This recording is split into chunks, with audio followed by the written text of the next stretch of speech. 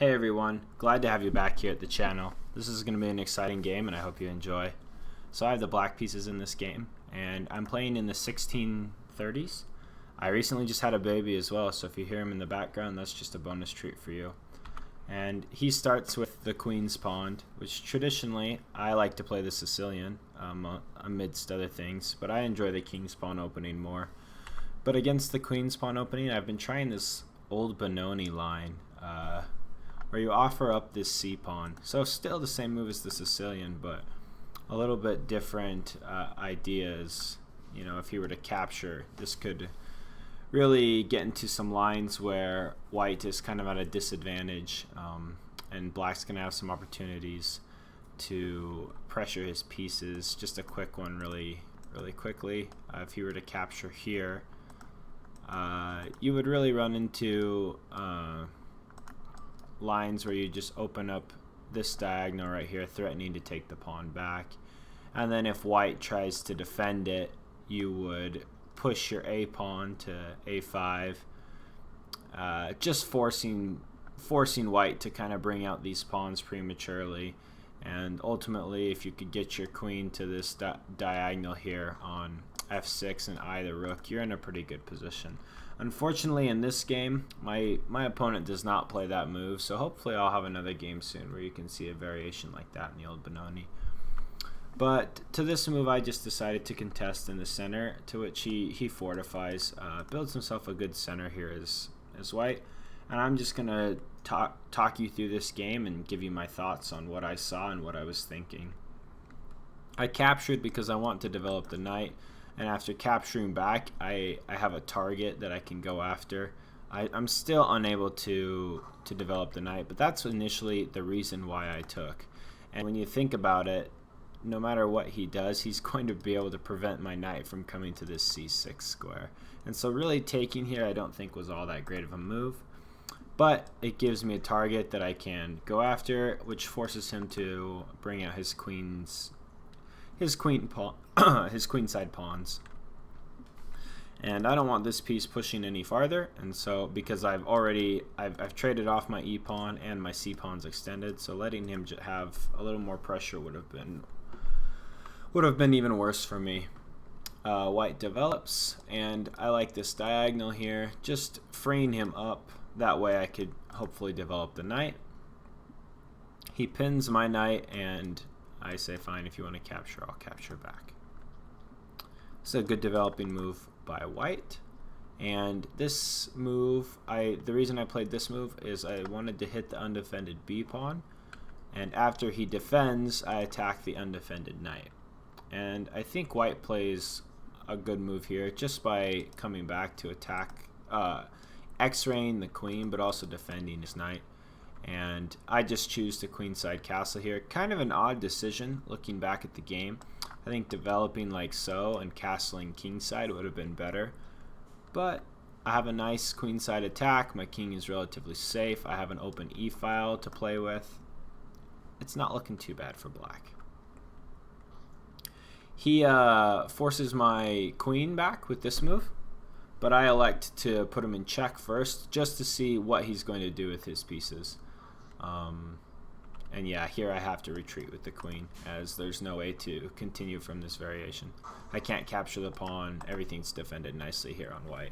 So white kind of has this storm coming at me, and as you'll see, this game has a couple mistakes in it, as most games do. But this is really a pretty tricky position to convert here as black. I would definitely think white's winning. He continues with his pawn storm, and after captures, where, I mean, white's looking pretty here. He's got lots of options where he can really open up an attack on my king, and he tries to do so with this rook takes a7 square, you know, looking to check and trade off some material. So I play an in-between move here. I just want to have access to this for my king, that way I can defend the rook twice. And this was a good move by him. He decides to put a tempo on my queen, as well as deny me this square, and, you know, just threatening to capture, well, I guess not capturing because it's defended, but putting pressure on this d pawn. So a good move by white. I play this in-between move, you know, finding safety for the queen because it's defended, as well as making sure that this queen can't move. He puts me in check, and we do a bit of trading. I elect to take the queen here just because I don't want the queen like coming in to even, you know, captures and then castling with a tempo on my bishop. All these things I just wanted to avoid. So after a series of exchanges, the material is still even, but as you'll see, definitely white is in a better position, especially if he can castle. But I'm resilient. You know, chess, it happens in chess. You're gonna get bad positions, and this is a great time to really push yourself. You know, people make mistakes. Other people make mistakes as well as you. So white castles, and now I look to bring out the dark squared bishop, and I defend. I fianchetto the bishop as I plan, and add another defender to the knight, taking away some dark squares from me, potentially looking to check me. To which I'm like, okay, you can go ahead and trade if you want, but I'm not going to let you have this dark square control. He retreats, going after this pawn, and in the moment of the game, I completely missed it. I play this move, attacking his undefended pawn, and he captures. This was not a great move by me. You know, a better move probably would have been here with the knight, either the knights cutting off the open file with the rook and defending the pawn, because then captures, right? So it would defend the pawn as well as cut off the rook, stop this open file. But unfortunately I played this move, and after captures, now I finally move the knight. So a move too late, but it's okay. This is a good move by white. He puts me in check, and I kind of get put in this cycle of checks, which blunders the rook. But I don't know, for whatever reason, he decides not to go for it. And yeah, I don't know, like, this position's completely winning for white. He can just capture here, and then after captures, you know, he's fine. He can check, or excuse me, remaneuver his knight, or do whatever he wants. But instead we do this kind of roller coaster thing, and yeah, he elects to just hang his bishop. Now I'm hanging my bishop as well, but he decides to check me again. So yeah, white makes a mistake here, and now it's all about converting, as he's going to be he would be up the exchange, but instead he plundered his rook, his bishop. So now he's actually down in material.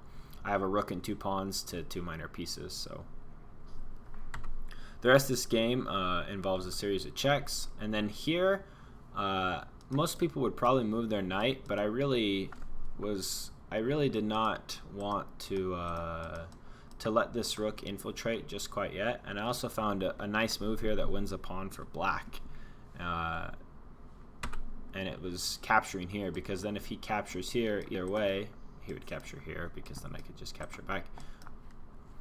His knight's undefended. So this maneuver actually won me a pawn. So I've tied the game up. The material is equal, although white has 2 of my minor pieces, and all I have is 1 of his rooks and a pawn. This was a bad move by white, just allowing me to grab another pawn in the center. So now I'm winning, and I don't want this pawn to keep advancing, and so I elect to defend by putting my king in front of it. He attacks my knight, and so I decide to put it in a central square, and also have some ideas of taking the g-pawn. And after he plays this move, I want you to pause the video and see what you would play, because this is a terrible move for white, and he loses the game instantly.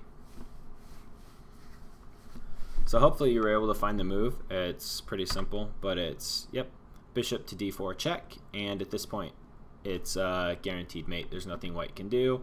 All these squares are covered by the light squared bishop. This square is covered by the knight, so the king can't run. And yeah, after this move he resigned, because there's nothing to do here. After you give up all your pieces, it is checkmate to the bishop pair. So I hope you guys enjoyed this game. I've sure been loving playing and putting this content on YouTube. If you're new here, please subscribe and give a thumbs up on the video. Also, leave a comment below what you liked. These are just casual games that hopefully help your chess understanding and create a love for this great game. So glad to have you all here, and we'll catch you in the next video.